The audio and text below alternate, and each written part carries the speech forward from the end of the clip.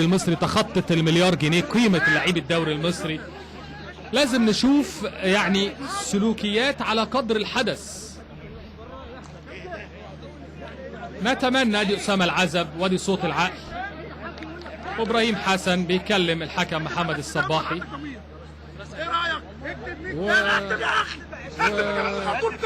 وابتدى يعني يتوتر كابتن إبراهيم حسن. لسه بقول سجل في الشامبيونز ليج، ولسه بقول للشباب الصغير اعرفوا تاريخ إبراهيم حسن. لكن يعني 50 سنة إبراهيم وحسام، طبيعي ان كل ما الواحد بيكبر لازم التصرفات تبقى اهدى ولازم ضبط النفس يبقى اكتر. رفض الخسارة عند حسام وإبراهيم في القاموس بتاعهم، لكن الكرة كده والرياضة كده لازم يبقى فيها 3 نتائج، فوز يا مكسب يا خسارة.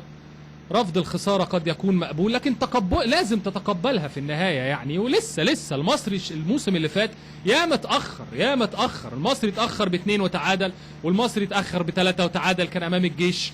ويبدو ان محمد الصباحي خد بنصيحتي وصفر، والحكم الرابع اللي يعني يبدو مسكين في اللقطة دي أمام انفعالات